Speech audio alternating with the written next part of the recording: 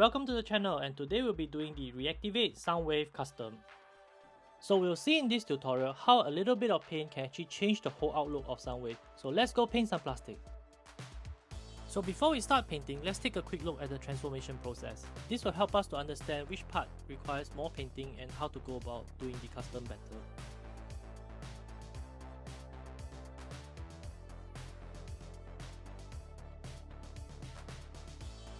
So by doing the transformation, we actually can see which are the parts that will be trapped, and we'll try to avoid a lot of excessive painting in the area. For example, like the hands which are tapped in.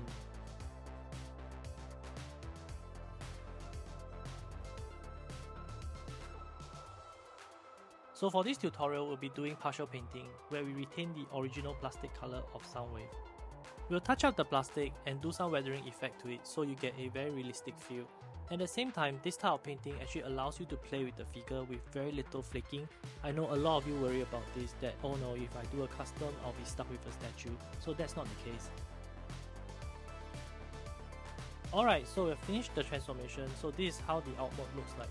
And we'll put it on the turntable and we'll take a quick look at it before we start painting. For good practice, I look for references online. And for a start, I'll try to identify the differences between the concept art and the toy. For example, you can see the feet are actually different color, so this requires a repaint. Now let's start the first step by applying the super clear flat coat to both alt mode and board mode. Once the flat coat has cleared, we'll use a white color pencil to create the shattered glass effect. With the flat surface, it's actually very easy to draw with the white color pencil. Keep the reference picture close by so you always look at it when you're drawing.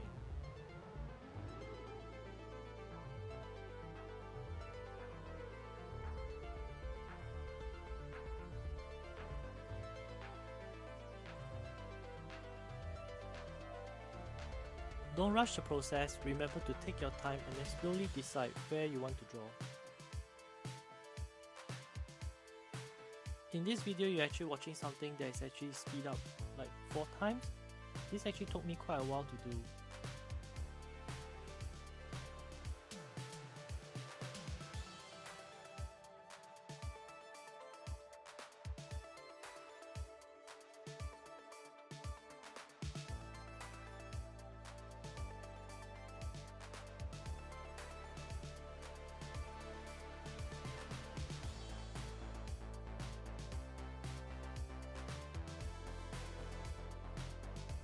This effect is done with a color pencil, so if you make a mistake, you can erase it with an eraser.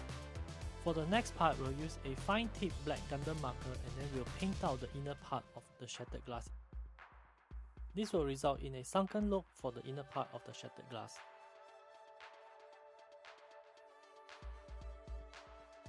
After you're done with the black marker, we'll touch up again with the white color pencil and then we'll seal and protect everything again with the flat coat.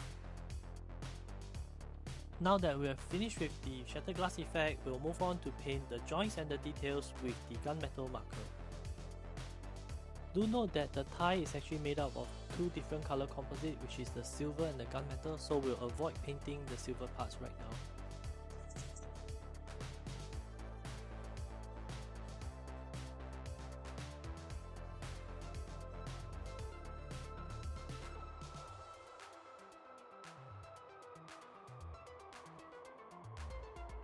After we've finished painting the tie area, we'll move on to look at the head.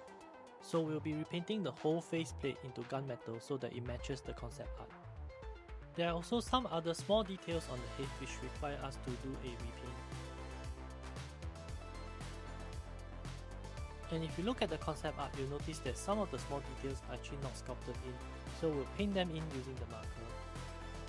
I'll use a masking tape for this shoulder detail so that I keep the lines straight. And after this, we will paint the details for the forearm and the feet.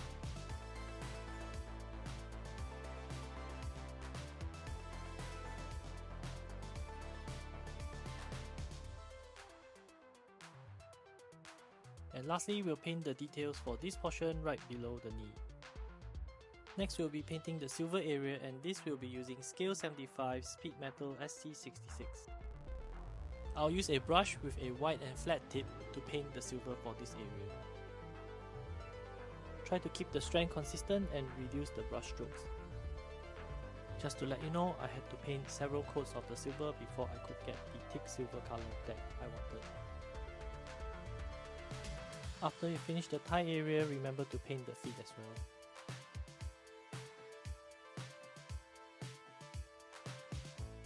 So for this part, we'll be painting over the original silver color with the Speed Metal SC66 silver. This is to ensure that the silver color throughout the figure is consistent. And here's Soundwave with all the silver parts done. After this, we'll use Titan Blue tool to fill in the missing blue portions on the hand. And for the last part of the missing details, we'll use the red marker to fill in all the red details that are not painted.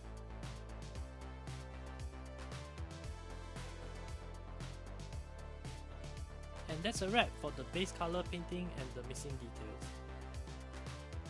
We'll be doing the dry brushing again with the Yunfeng steel, but instead of the usual sponge, we'll be using a brush today. This is a medium-sized brush that I've trimmed off the top for the purpose of doing dry brushing. Usually I will remove the excess paint to the point where the brush is almost dry, and then using that, I will dry brush the edges of the figure. Continue to do the dry brushing throughout the whole figure.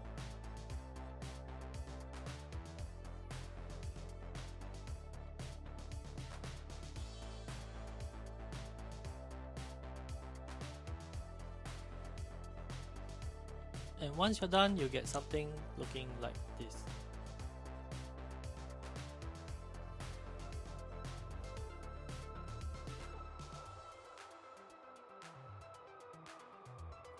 After I finished the dry brushing, I realized that I did not paint the red bands on the forearm, so I'm going to do that now with the red marker.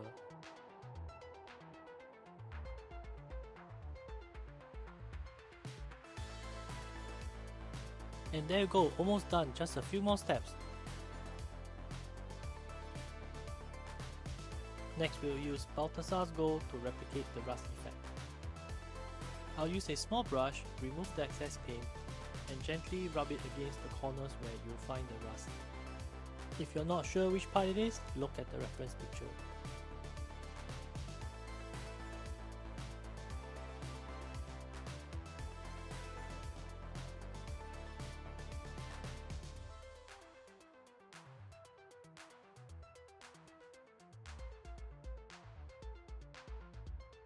The way this is done is like a jabbing kind of motion, so the rust kind of look concentrated at one spot.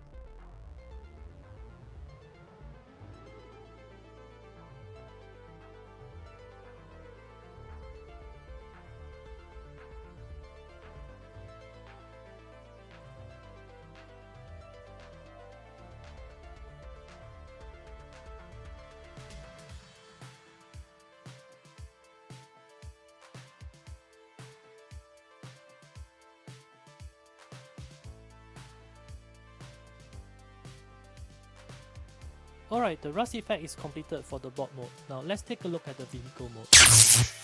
As you can see, most of the area on Soundwave's vehicle mode has already been painted. So we'll use the Yunfeng steel and then we'll touch up those areas that has not been painted. So right now we're going to do the dry brushing to complete everything.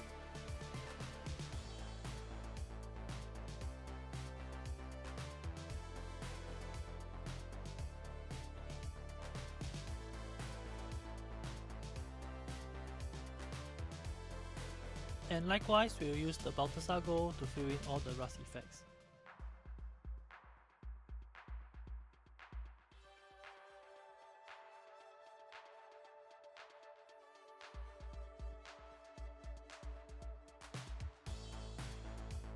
And we'll highlight the edges of the radar with a metallic blue marker. And we'll paint all the hubcaps in gunmetal. If you look at the vehicle mode concept art, you'll realize that there is a lot of mud stain. To create that effect, we'll use the Vietnam Earth pigment. I'll apply the pigment with a flat brush. And make sure to work the pigment evenly into the wheels.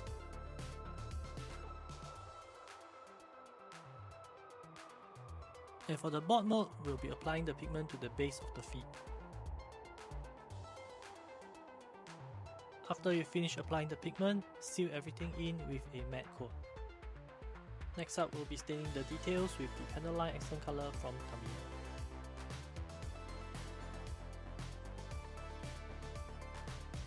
After the accent color has dried up, remove the excess with tissue paper and lighter fluid.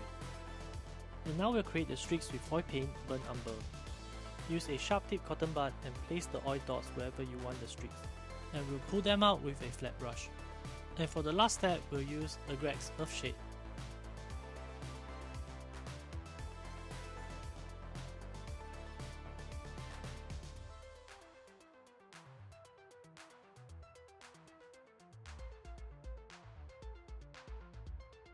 Last but not least, do the dry brushing and the touch up with the gunmetal marker for your weapons. And that's it, we've completed the Soundwave custom. Now let's take a quick look at the before and after picture. Even though we didn't do a full repaint, but you can see it sure makes a lot of difference. So we've come to the end and I hope that you have enjoyed the video. And remember to share, subscribe and leave a comment down below. Smash the notification bell icon so you won't miss out my content. See ya! Bye!